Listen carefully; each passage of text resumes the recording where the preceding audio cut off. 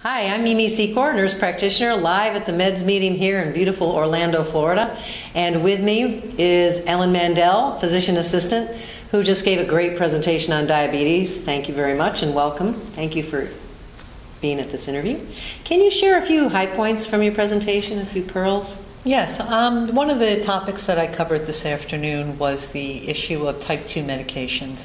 And what's been very interesting about medications more recently is the choice seems to be getting larger and larger. And one of the things that practitioners need to understand is that each category seems to work in a different way.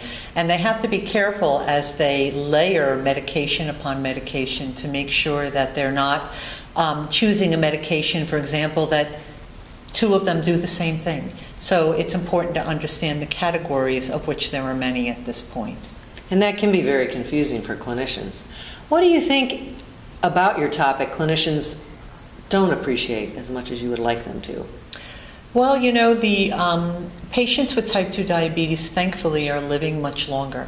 And one of the things that we're not really conditioned to do is to talk about long-term outcomes.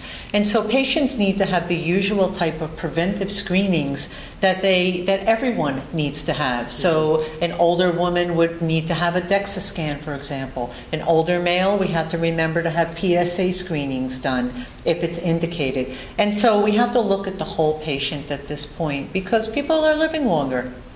So remembering that primary care perspective. Exactly. And what would you like to tell patients that might be important from your presentation? I would like them to know that they need to bring a lot of questions with them.